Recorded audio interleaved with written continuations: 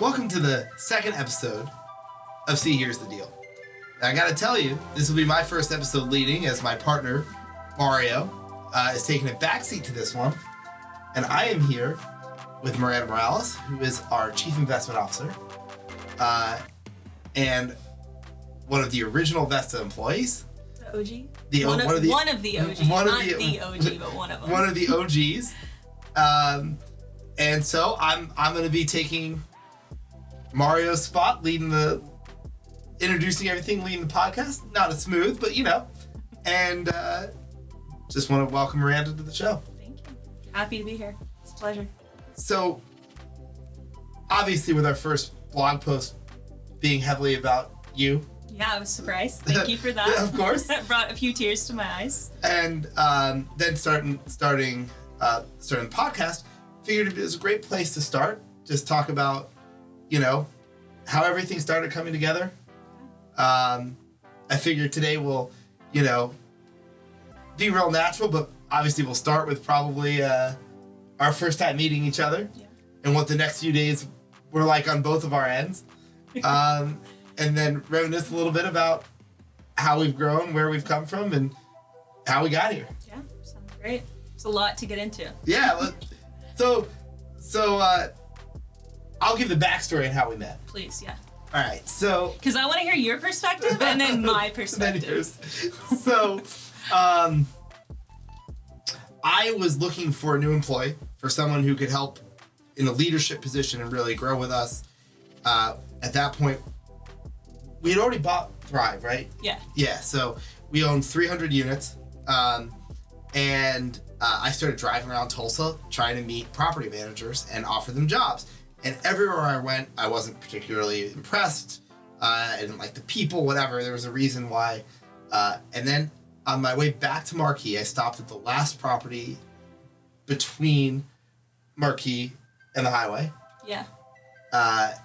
And popped in, and the only person at the office was Maranda, and we got to know each other. I was blown away. And from that moment on, I knew that Maranda was going to be a huge part of our growth if we could at least get her to join the team. And I'll say my favorite recollection, which I know we've talked about before in the past, but like sometimes I take weird pauses, right? I can take a weird pause. And they're dramatic pauses. Dramatic. Also just talk so much that my lungs literally need a little bit of air. Yeah. So you were showing me a unit. Didn't know who I was yet. But right when we got into the unit, I said, hey, I'm not here looking for an apartment. But then unfortunately, took a breath. Yes. So what I said was, I'm not here looking for an apartment. It's like, wait, no, hold on. That's not where I meant to end that sentence. And I explained to her that I was trying to find someone to hire. So that was my first experience with Maranda. What on the backside, on your side, what do you remember about that day? I remember so much because this is a pivotal moment in my life where my life has completely changed, and I feel like the stars align, universe, God, whatever you believe in, intervene that day on my behalf because I did not know what the hell I was going to be doing with my life, to be quite honest. I was in my last semester of college with a criminal justice degree, so absolutely no idea what I wanted to do. I didn't want to become a cop. And my friend Chelsea, who was a leasing agent, I moved into that property and she convinced me to work there because I got a 30% discount, and as a poor college student, I'm like, yes, please. I don't care what the job is, I'll take it, sold. So anyways, I didn't know what I was going to be doing, long story short. And then you come in, and it's one of those things, like in the moment, things are happening so quickly that you're not really piecing together all of the details, but then I look back on it and I'm like, wow, it was so obvious that you were not there for an apartment because there were so many things that just did not align. Now, again, I have a background in criminal justice, so I'm kind of like piecing this together and I'm like, as we're having a conversation, like that was really odd. I remember I had asked you for your ID because you take an ID when you show someone an apartment, and I saw that your ID said Kansas, but you told me that you're moving to Oklahoma from Texas, which honestly is true. Which actually was true. It was true. Yeah. That wasn't fabricated. But that was my first sign that I was like, that's a little weird. And I remember looking at your tags on your car, and it said Florida. And rental car. You had a rental car. Of course, I did not know any of those details. So I was trying to like build rapport with you and ask you, like, why are you moving here? And trying to figure out what kind of apartment you wanted or needed. And I could tell that I felt like you didn't want me prying. And so I was like, some people just don't like that. That's fine. But what little information I got out of you, none of it was lining up. I just want to point out though that I've never heard you say you've noticed that the car was Florida place. I always noticed that. I've never told you that. But the great thing about that is it just reinforces why we needed you. Just the small details. Yeah, like nobody else would have noticed that. I know. Well, again, like I'm used to like studying these cases, so I'm super, super paranoid. It was not healthy. But if something were to ever happen to me, I would have, probably, hopefully gotten myself out of it. But anyways, the point is, I realized like things were not adding up. I was by myself at the office, and so I was like, okay, I'm gonna show him this one apartment that hopefully I can lease to him. I've been trying to lease it for a year. You called it what, the bachelor? Like the frat boy apartment, boy, yep. Because nothing matched in this apartment, and that's why I couldn't lease it. It looked awful. I needed like a single young man that didn't care about any of those things to take this apartment. So you're saying somebody with no style? I'm not saying that. You're putting words in my mouth. I did not say that. I was just thinking, you know what? Like, maybe you will like this apartment that's completely mismatched. I don't know. And so this apartment was like in the far, far corner of the property, which this property had 492 units, so massive property, right?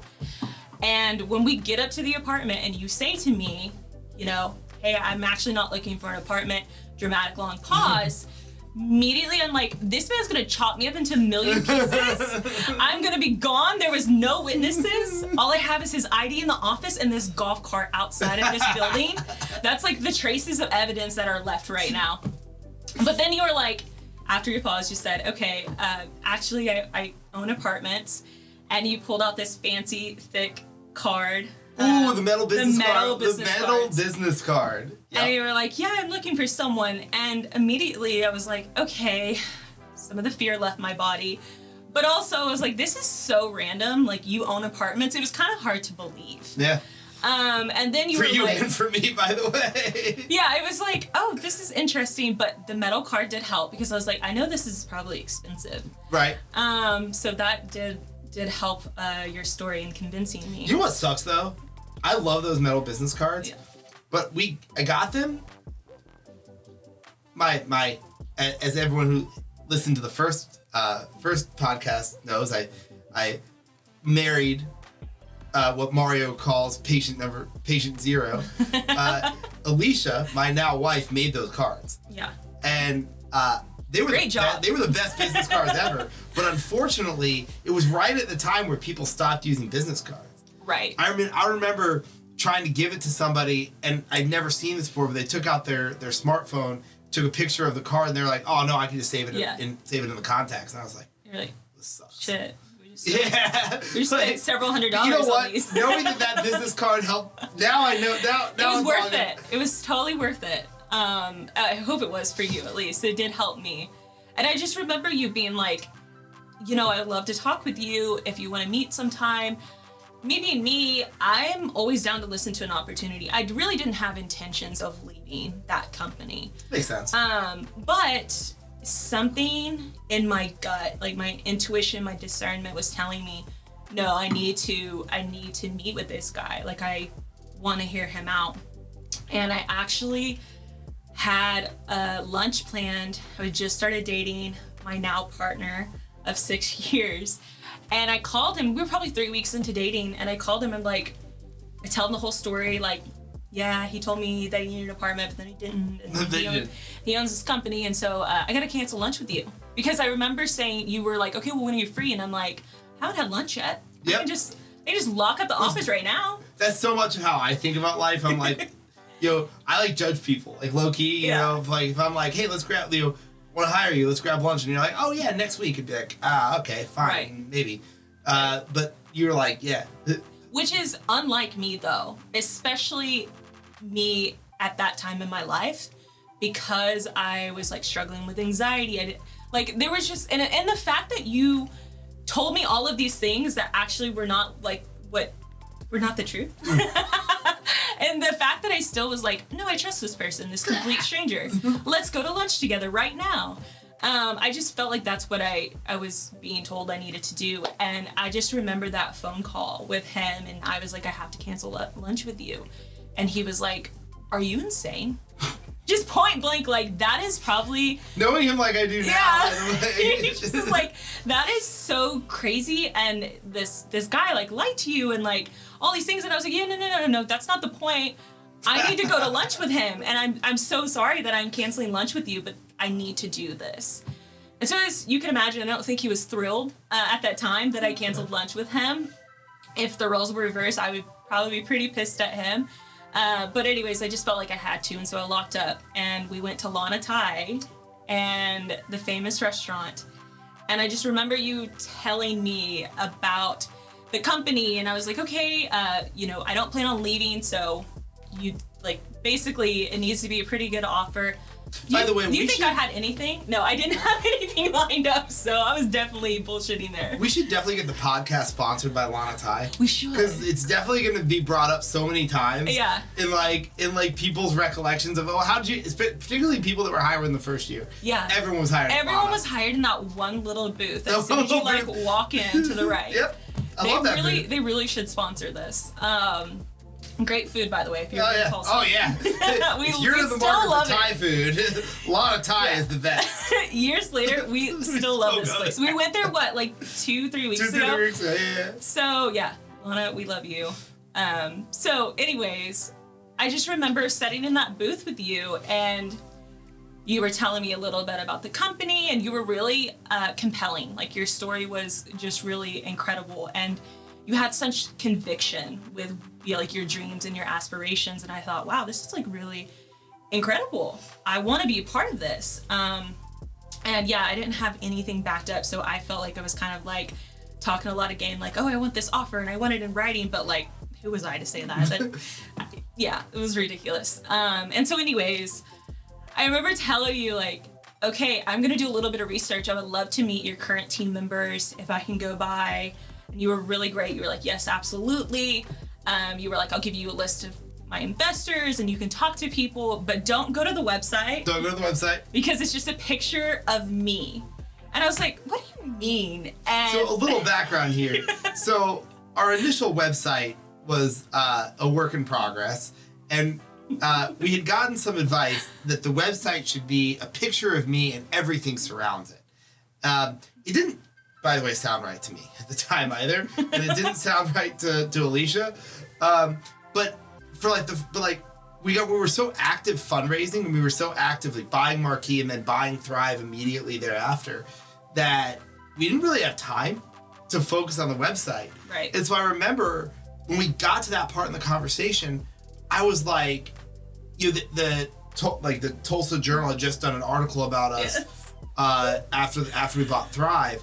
And so I was like, oh, okay, so if she Googles, she'll see that we're real. And then I was like, oh God, but that website. She's just gonna look at it and she's gonna be, what is this? Because I always looked at that website like, what is this? Yeah, and I did go to it even though you told me not to. From a psychological perspective, the worst thing I could do is probably tell you not to go to the website. Yeah. And then you're like, all right, now I'm definitely going to the website. Literally the first thing I did as soon as I got back to my office, I was like, I gotta see this website. Sure enough, it was just a photo of you. Yeah. But I did read the articles that you sent me too. And then you and my wife later called it the sad eyes photo. Yeah, you had very sad eyes. Yeah. I don't know what was going on with that picture, but I don't know if you were just going through a hard time. I think it was a headshot from a previous company I had worked for. Oh my God. Imagine starting your own company and you don't even take a new headshot. You take it from the previous company. I don't like pictures of myself, so I was just okay. Yeah, fair enough. I get it. I'm not particularly photogenic. Okay, I disagree. But we don't have to go down that. We don't have to go down that. No, so yeah, the sad eye photos or the picture, a headshot on the website and everything, and then later that afternoon. Well, and by the way, I was like, hey, I want this in writing because you're a complete stranger. Like, I want to have something that I can say, like, no, this is legitimate. And I think between Lana and the property that I worked at the time was maybe a 10-minute drive, if that, like 5 to 10 minutes, very, very close by. And by the time I got back, there was already an offer letter in my email. And I was like, okay. Let's go. Like, that is a really good sign. Like, he's serious about this, you know? And I actually think Alicia typed that up. I'm pretty positive she did. Probably. Because I remember I wanted to change and you were like, okay, I gotta have my assistant change this and then we'll send it back to you. That makes all the sense in the world. I probably got done with lunch and was like, hey, we need to get this offer letter out now. It was very quick, and I was really impressed with that. And so later that night, I went to Thrive Jinx, and I was like, okay, I want to meet whoever you currently have here, and I want to look at the property, and I want to ask them questions without you present, just to see what they would say. And everyone had nothing but amazing things to say about you. So, well, I guess it's fine. I'm so curious. After the main person that had amazing things to say about you, Cynthia Gonzalez. CG. CG, yeah. That's fun.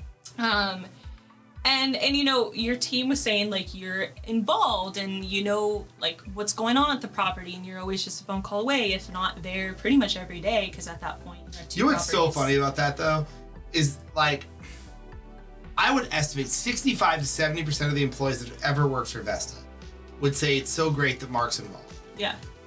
But like, goddamn, the other 35% are like, I've never been in a company where you have to answer questions for them. Yeah, like, and you have to answer his questions. And like, and so it's really funny that like, I always tell people that the right person for Vesta thinks that that's cool. Yeah. Well, and it is. Like, it shows that you care, right? It shows that you actually give a shit about what's going on in your company, what's happening at your properties. I mean, and I don't want to jump too far ahead into our story and my history with Vesta, but I remember at one point with Marquis, I was like, Marc, you gotta quit going to the office. Yeah, you actually like, sis, I had to make like an appointment. You were like, you can't you would go. Call me. You were like, you can't go in without me knowing. Because here's the problem. You were so involved, which I love, but you would be like, oh yeah, let's do this special or do this. And then I would come down on the team and I'd say, who came up with this? Who approved this? And they're like, well, Marc was here. To this day though, like, that still happens. Yeah. It's still, I think of you all the time in that regard, because like, if I'm sitting at the office for any given day, I get, like, because I don't like pretending like anything's above me. Right. Like, or beneath me. Nothing in this business is beneath me. If somebody wants me to have an opinion on something, I will have an opinion on it. Right. And so when people come to me with like an idea or a thought, the last thing I ever want to say is, I'm not interested in that. Right. You have to talk to somebody beneath me because that's just not important. And so I thought that was always a good thing.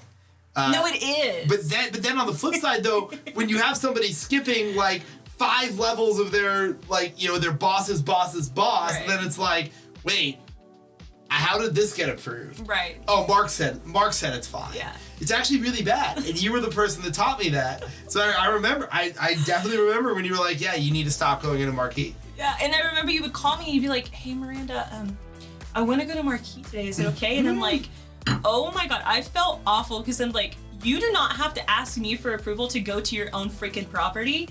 Do what you want. Like, that was not my intention. You know what though? This gives me a little plug for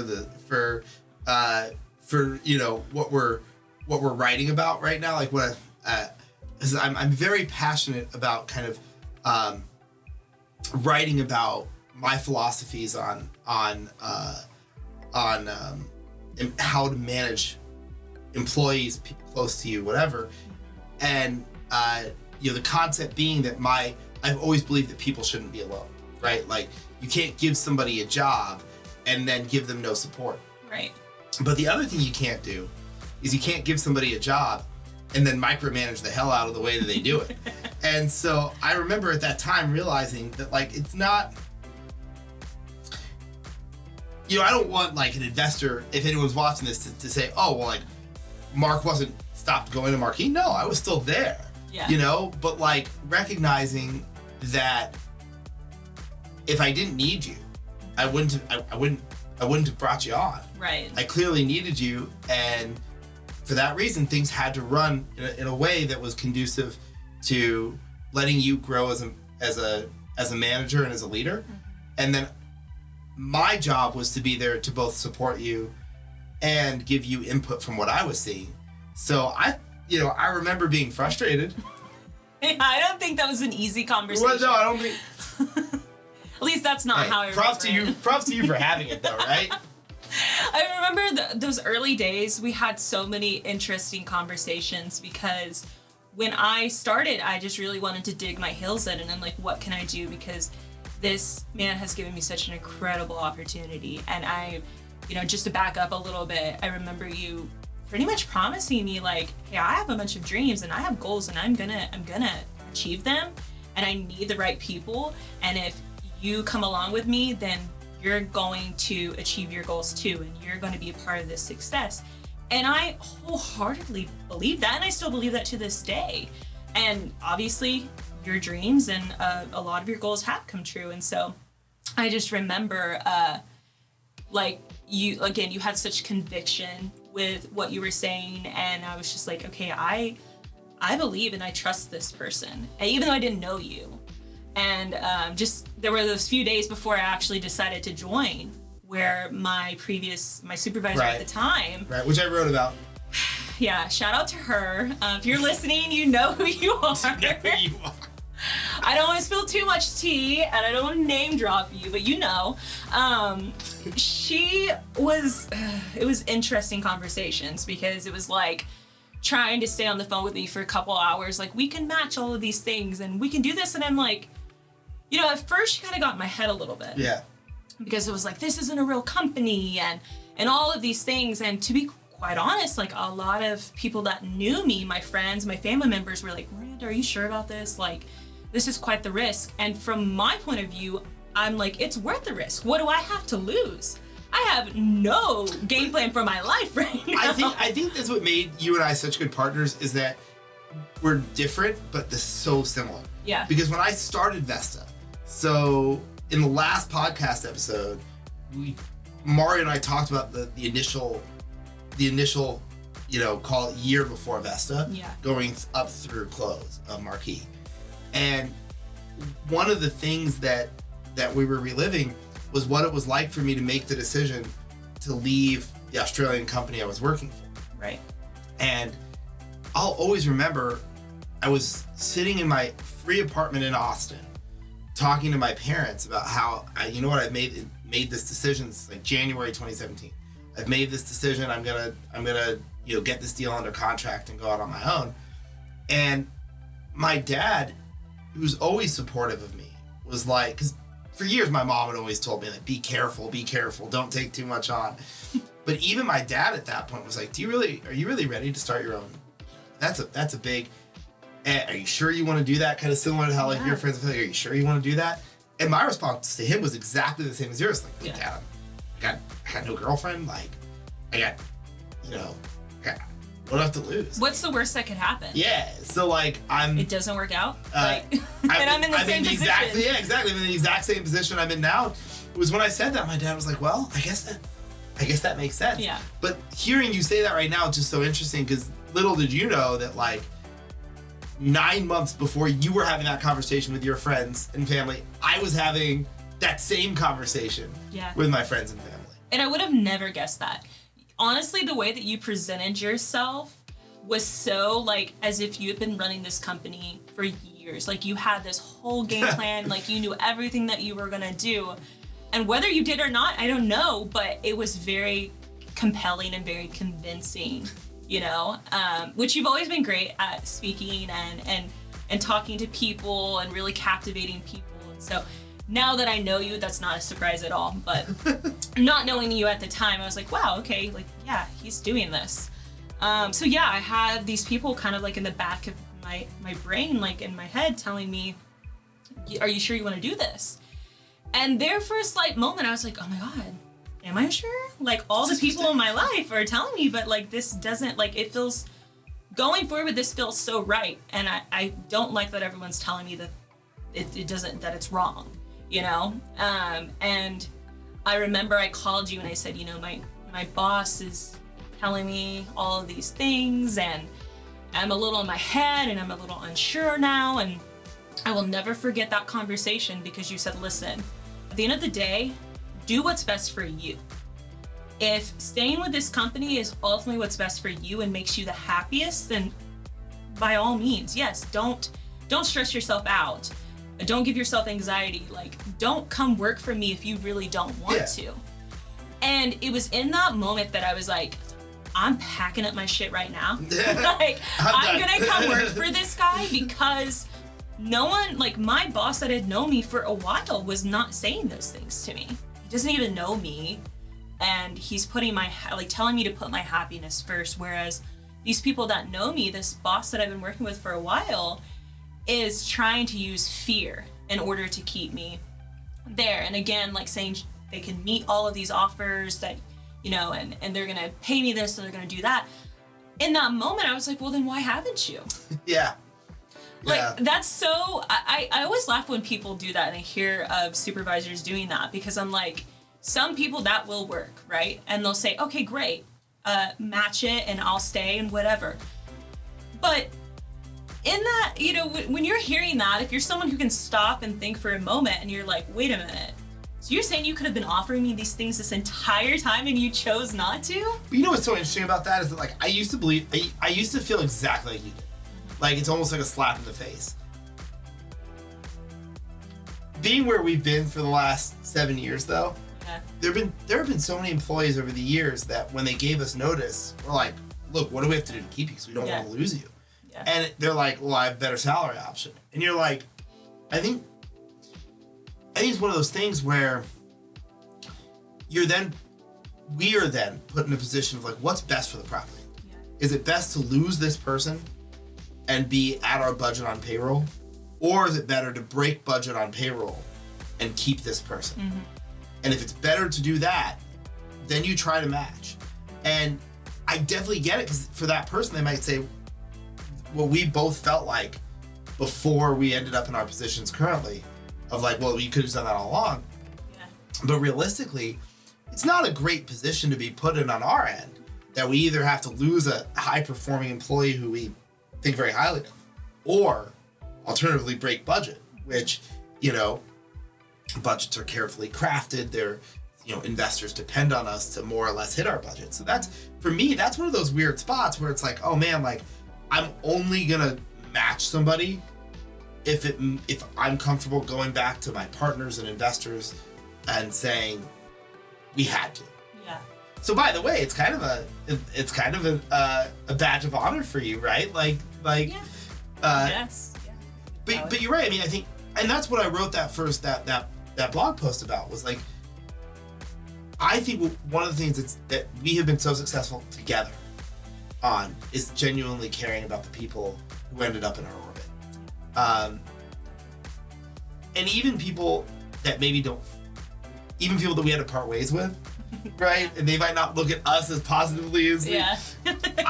I think we can be so proud that we've been different than like the company you worked at, or several of the companies that I worked at before, where we really tried to put people in positions to be successful. We really tried to listen to people. Even if it was worse for us, we tried to put ourselves out there to make things work. I can think of 100 examples, you know? But it's so interesting to hear your side of that offer and the negotiation and what happened with the, you know, in the days before you said, I'm in. Yeah, there was so much happening and there were so many thoughts going on in my mind, and there was that little back and forth, but then like that phone call really sealed the deal. And I was like, okay, I'm gonna just put my all into this. Yeah, when she said that she could match it, the truth is she couldn't, and there was just no way. And so I knew there was no way that company was going to offer me what you offered me. And say that they were able to. They were genuinely able to. It was weird to me that a complete stranger believed more in me than someone that I had been working my ass off for a while. Of course, that whole rant that I just went on was kind of based on like financial aspects. But if I remember correctly, we put something in the offer letter that you would have like 3 promotion opportunities within 6 months. Yeah. Yes. And so you're right. Like, it's not only about the finance. It's the finances. They could have matched if they wanted to. They could have matched financial elements of what we were offering you. Yeah. But you're right. There was that belief that, like, look, if you're gonna tell me you give me 3 different options within 6 months, like. Yeah. And I remember you telling me, like, you can decline all these offers and I'll still give you a raise and you'll be an extremely highly paid. Yep. I remember saying that to you. And I was like, you know what? That's so right. You asked the question, you go, what happens? You go, what happens if I don't like any of the offers you give me? And I was like, well, then I guess you're just the highest paid property manager in the state of Oklahoma. I don't know. Right. And I was like, okay, that doesn't sound bad. Like, if that's like the worst case scenario, then done. Like, where do I sign? And that's really how it happened. I mean, there was so much that was happening at that time.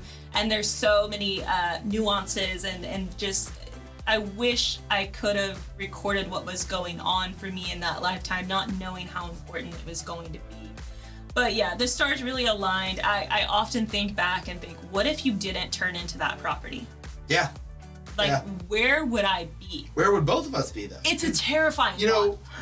I look at it as, I always say that, Alicia and I built this together because there was literally 1 month of Vesta's existence that Alicia was not a part of. And that was the first month, so it was like the least amount that actually happened. Right? It was a lot of sitting around. Right. But second to Alicia, you coming on board was one of those transformative moments for us. So I know, and we've talked about this before, where you feel like, where would you be without us? But from our perspective, where would we be without you? Thank you for saying that. That means so much to me, seriously. I feel like when I decided to make the decision to come work for Vesta, I made a promise to myself that I was going to do whatever it took to help you be successful and to see Vesta, reach all of its goals. And it didn't matter what it was. I didn't care if it fit into my job description, which we didn't have job descriptions at the time. Right, we didn't believe it. Yep. But had I had one, I was doing things that I was literally YouTubing. I didn't know what to do. But there was this running joke that I would say, well, we'll just figure it out. And that's really like the approach I had to take. Yep. Because there was not much going on as far as organization. Yep. I remember, I think my first day I called you and I said, Marc, your lease is 3 pages long. Yeah, it was the lease that we got from our first attorney. I said, we need a longer lease. Oh gosh. I had my notebook. I was keeping so track funny of about everything. that is that for years you and I had the argument over Blue Moon. I know. And look, we have Blue Moon. And now we have Blue Moon, right? For those of you not familiar, Blue Moon is the national, database for the national centerpiece for leases, apartment leases in the U.S. Yeah. And it's all standardized. Now for the first, until I gave in, because Blue Moon's expensive. Very expensive, by the way. Right. I just felt like, we could save money by having a lawyer draft our lease. But laws are changing. Go figure. And they change all the time. They're changing. And look. Come to find out, a 3-page lease will not hold up in court more than likely. Probably not. You probably haven't covered enough of. I forgot that we used that lease. Yeah, that was. I just remember being like, "Where's the rest of the lease?" And then Cynthia Gonzalez was like, "Yeah, no, girl, that's it." And I was like, "No, I gotta call Marc right now." So yeah, I had my notebook and I was keeping track of things. And even though I wasn't the most experienced. At the time I'm 22. And so I was just like, we gotta figure some of this stuff out because I can see this being a problem down the road. Thank God you were open to all of those conversations, and even if it did end up in a little tiff or you didn't like that I was bringing it to your attention, you were always still open to hear. Oh, I never mind anything being brought to my attention. It's just yeah. No, but so it's like that. We have to balance cost savings, and then right. So after the first couple months, yes, where do you want to go? What should we, I have an inclination to talk to you about your least favorite moments, but I actually know about one of them. Okay. The one that I think you'd go with would probably be the Regency close. That was rough. That was rough. That was pretty That rough. was rough. And I don't know if it's worth, I don't know where you want to take the conversation. But like, what were some of the most memorable closes for you? Memorable closes. Okay.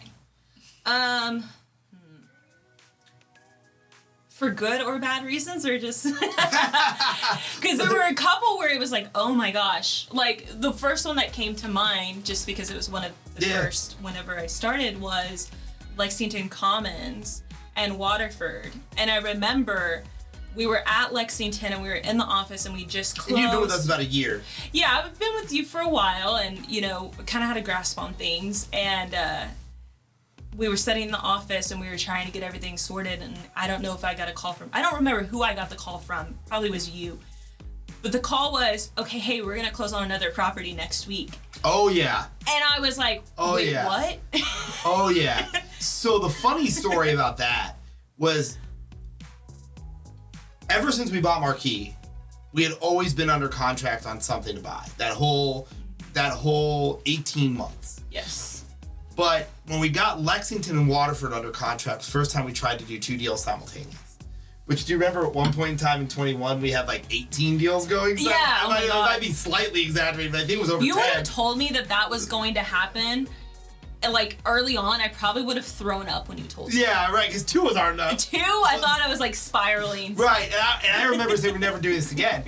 But basically, what had happened on the backside of that was we couldn't figure out a close date for Lexington because it was a debt assumption. So we had no power to figure out a close date. And there were all sorts of kind of internal issues between Vesta and its investment partner in Waterford, where we were trying to like get our ducks in a row, and so we thought we had another month and change to close on Waterford when we were given the go-ahead to close on Lexington. Yeah. So we went ahead and got Lexington closed when the bank approved the loan assumption. And Alicia and I were like driving to Kansas City, and we were gonna celebrate the close of Lexington. And while we were on the way, I got a call from our equity partner who was like, hey, we can't close on that day, but we also can't do another full month. They were like, we have to close a week later. But that didn't work for the seller because the seller was paying off a bond, and bond payments all have to be done on the 15th of the month. So from the seller's perspective, you're either closing this 15th or you're closing the next 15th. I don't care which one it is. And they were like, no, wait, no. We want to close like the 22nd.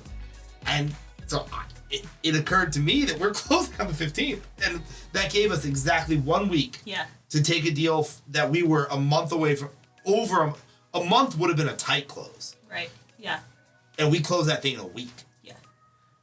And that was tough. To say, I wanted to go into the fetal position. I was like... Do you remember when I laid down on your office floor? I was going to bring that up. Yeah. You lay down on my office floor over the Waterford close. Yep. And I didn't even know what to do. You just laid there, and I was like, okay, well, feel your feelings, but like, what do we do now? You're like, are you okay? I was like, yeah, I'll be fine. And mind you, okay, that wasn't even really an office. That was an apartment. And you had the main bedroom as your office. I had the second bedroom as my office. We actually talked about this in the first episode. It's so funny thinking back about that. I talked about this yesterday, actually, because I was like, Alicia, Chris, and Camille used the dining room and the living room as their office space. Yep. And we had a couch and we had an Xbox. And for some reason, you had a crate of beef jerky. And you had all of those Bath and Body Works candles. And like cigar, and like I remember there were vendors or whoever needed to stop by, and I would just think, oh my God. Because I had lived in that apartment. I had once lived in that apartment. Yes, I know. So well, that was the thing. It was Marc's apartment. It was initially my apartment. Then I lived at Thrive, and then we officed out of there. So it still had my Xbox. It still had like some snacks that I had. Yeah. It still had like some remnants of me. It was lived in. It was still, it still had some remnants of me living in it. Yeah, absolutely. Yeah, it was such a funny setup. I think back to that, and we would hang out on the balcony and stuff, and with all the wasps. Yeah. It was such a good time. But yeah, you came into the second bedroom, aka my office, laid in the floor. You were like, "What are we gonna do?" Which, to be honest, did not provide me with a lot of comfort. right. Because I was also feeling like that. So yeah, that was. There's only one other time in any of my jobs I've ever laid on the floor, and it's very different circumstances. When I was an assistant manager back in like 2011 or 2012 or something like that, I was during summer I was getting extra money teaching tennis, and so it had been a Saturday where I wasn't working at the apartment, so I was working tennis all day, and I got overheated. So I walked into the bathroom and just laid down so that my body could have like some cold, you know. Like that's acceptable. Wait, that makes sense. Yeah, it's much more acceptable than laying down in your office and just feel the floor. Yep. You're like, I'm just gonna hang out here for a while. So yeah, naturally I started panicking, and we pulled it off. I don't know how we did it. I can't even tell you what happened. It was a lot of pain. My parents were in town that weekend. So the close was supposed to happen on... soft close was supposed to happen on Monday. Final close was supposed to happen Tuesday morning. My parents were there that weekend. By Saturday night, our partner was unsure of...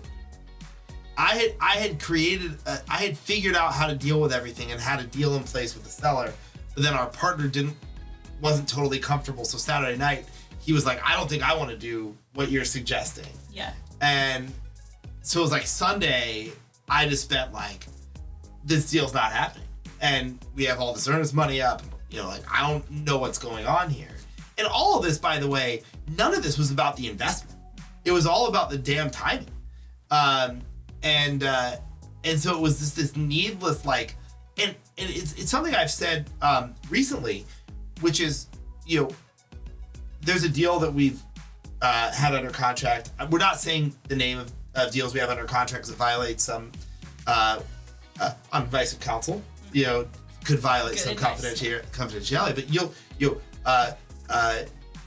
the deal that isn't closing until April, right? Somebody asked me, why not just give it up? And they said, is it because of the earnest money? And I said, no, at this point in my career, I could let the earnest money go. But I don't want to let the deal go because it's one of the best deals I've seen. So why would I want to let it go? And at the time, Waterford was the same concept, although a little different because the earnest money lost then would have been more substantial than it is today for me. But I was like, I love this deal. Like, we can't lose it over shenanigans. Mm-hmm. So yeah, that was a really interesting close. That was really tough. We did it, and it was, oh my gosh, once we were done with it, I was like, thank God, I don't know how we did that, but we did. Other memorable closes. I was gonna. Well, go ahead. No, I was gonna guess. Okay, guess. Seminole Ridge. You, Alicia, and Chris trashing out. I had a different one, but yes, that was memorable. I'm gonna brag on. I'm very proud of our leadership team, so I'm gonna brag about you guys for just a second because, there's different ways that leaders can lead, right? Leaders can lead from a seat above everybody else, or leaders can get their hands dirty and show people what it's like.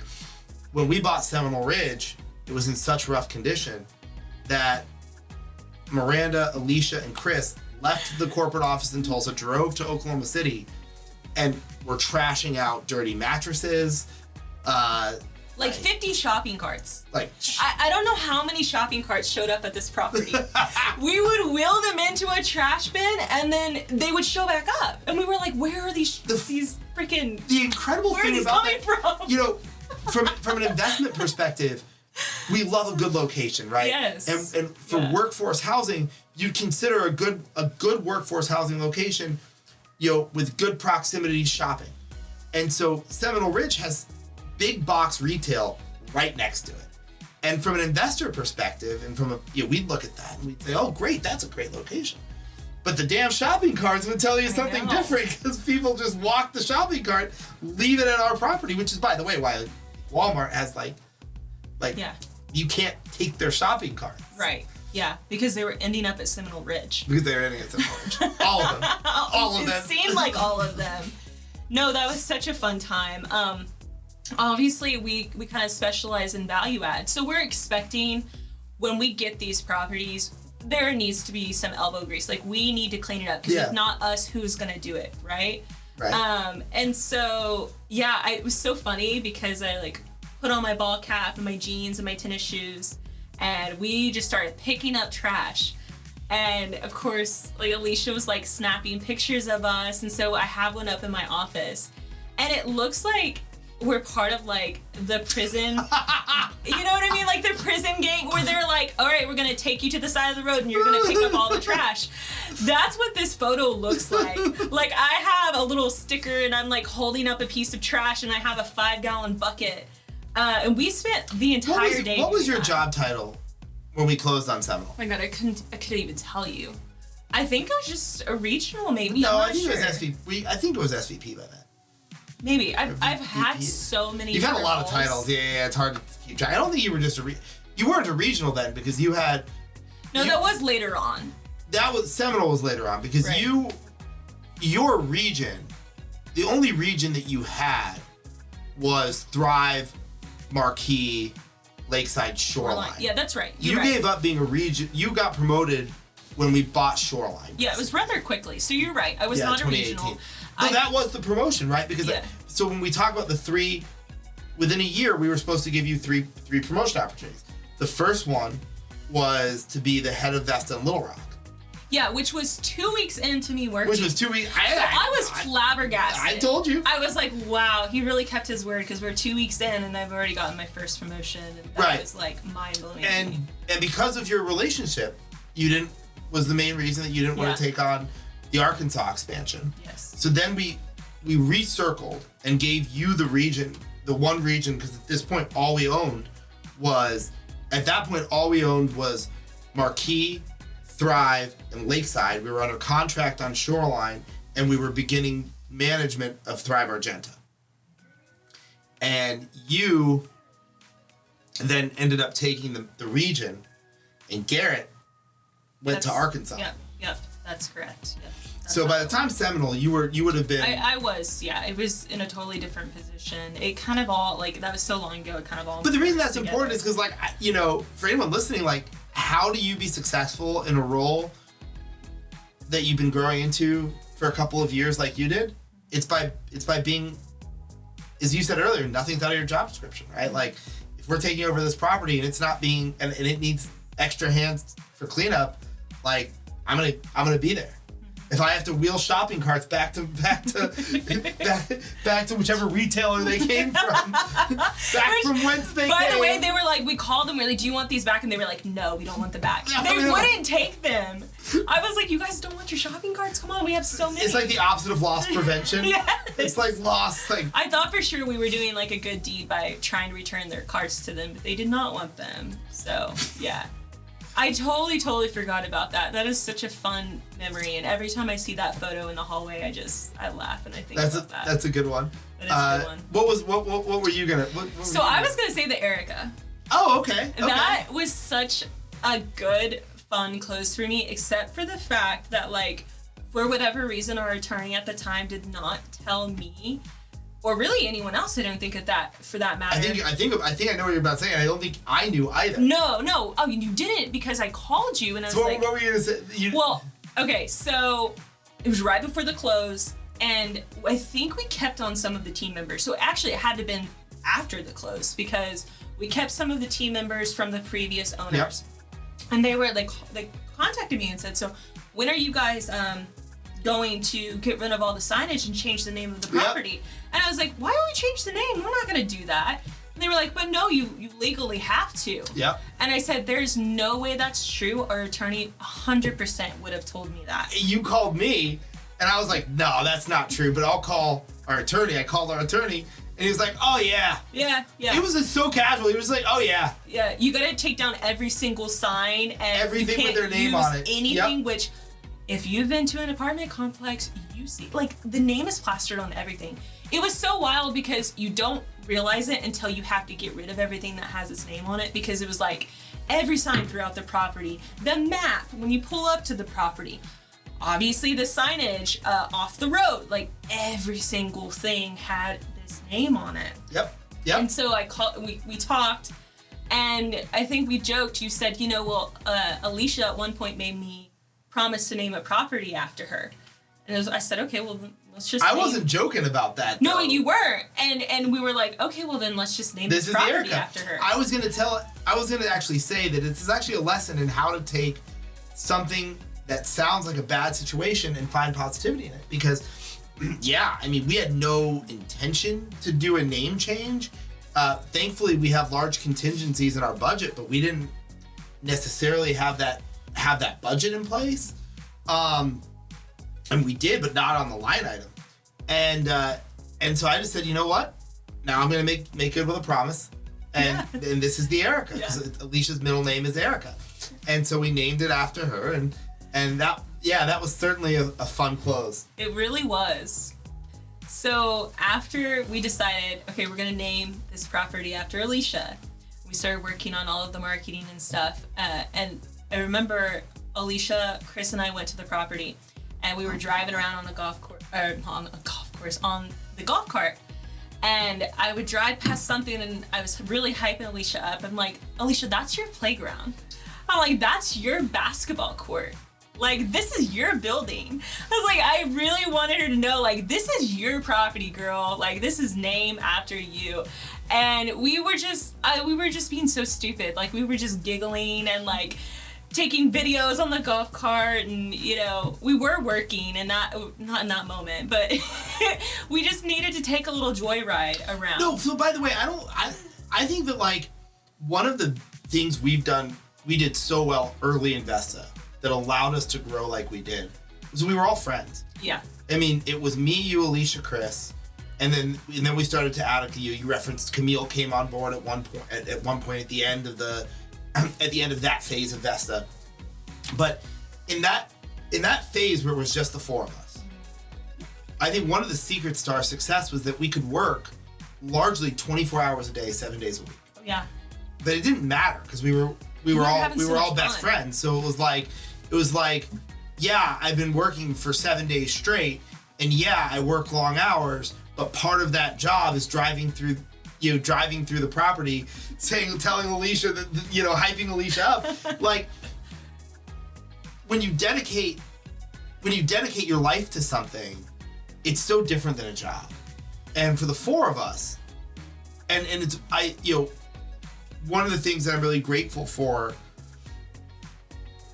and this topic probably has its own 100% podcast with you and me, but I'm grateful that when we added a fifth person to that leadership team, Ben, he is like us, so kind of dedicated that he can work those long hours. But when it's yours, it's different. You joke around, you mess around, but you're always working, and it's always it's nobody else's. It's yours.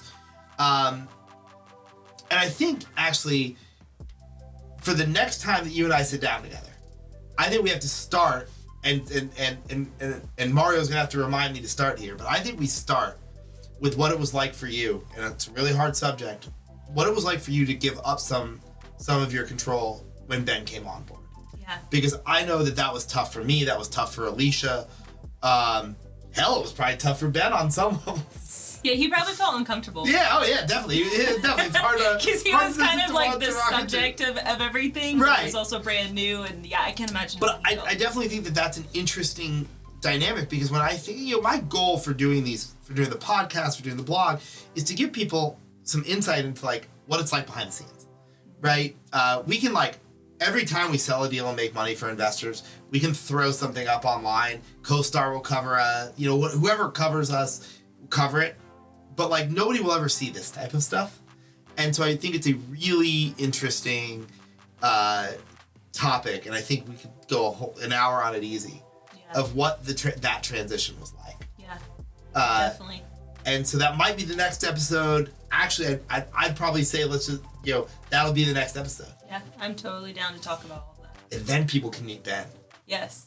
Yeah, that's a perfect segue into meeting Ben. Well, Miranda, thank you so much. Thank Not you. just for being on the podcast, but for building everything with Alicia and I. And, to say that we love you is an understatement. I love you guys. It's an absolute pleasure. Thank you for having me. Of course. That's all for See Here's the Deal. And we'll see you next time.